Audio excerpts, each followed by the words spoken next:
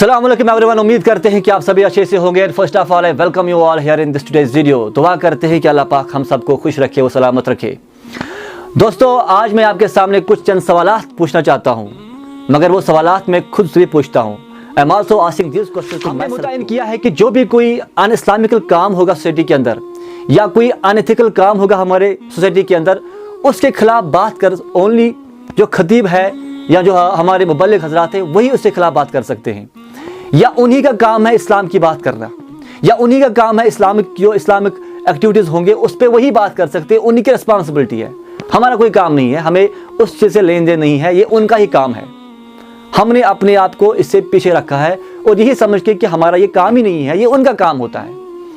मगर दोस्तों, मुझे बता दीजिए, मैं आपसे पूछूंगा, कल हमसे भी पूछा जाएगा क़यामत के रोज़, बताओ जब इस मिल्लत के अंदर फसाद पैदा हुआ था, आपने उस वक्त उस फसाद को मिटाने के लिए कौन सी कोशिश की थी? क्या आपने उस फसाद को बढ़ाने के लिए काम किया था, या उस फसाद को मिटाने के लिए काम किया था? जब इस मिल्लत के अंदर लोगों के दिलों के अंदर नफरतें पैदा हुए थे, आपने कौन सी कोशिश की थी उस नफरत को मिटाने के लिए? क्या आपने उस नफरत को ख़त्म करने के लिए कोशिश की थी, या उस नफरत को बढ़ाने के लिए आपने काम किया था?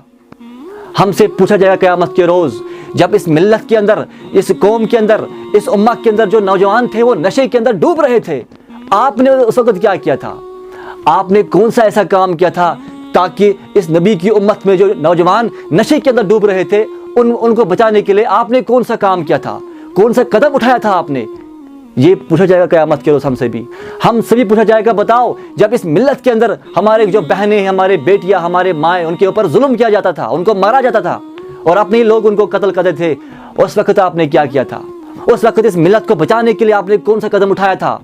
ये हमसे पूछा जाएगा और ये भी पूछा जाएगा आपसे भी और मुझसे भी। बताओ जब इस मिल्लत के अंदर खुलेआम मुस्तफ़ा की शरीयत का जनाजा निकलता था, उस वक्त तुमने क्या किया था?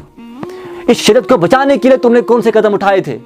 ये क़यामत के रोज़ अगर हमसे पूछा जाएगा तो हमारे पास क्या जवाब होगा? नाउ टेल मी, अगर हमें क़यामत के रोज़ ऐसे सवालात पूछे गए, do we have courage to stand before almighty Allah on doomsday? क्या हमारे पास इतनी हिम्मत है कि हम अल्लाह के सामने खड़े हो जाएंगे और इन सवालों का जवाब में होगा हमारे पास उस वक्त?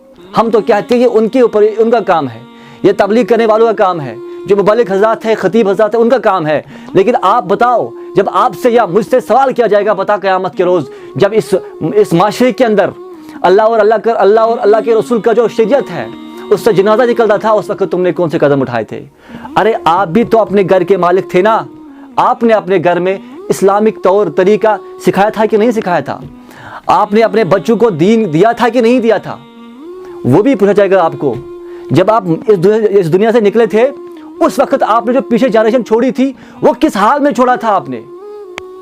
कौम की तो दूर की बात है, आप बताओ आपने अपने लिए क्या किया था जब तुम इस दुनिया के अंदर मौजूद थे? इसलिए अल्लामा इकबाल रहमतुल्लाह फरमाते हैं, अपने मन में डूब कर पाजा सुराखे जिंदगी, तू अगर मेरा नहीं बनता न बन, अपना तो बन। दिस इज हमारा सनी गाउडन, चलो मीट अगेन।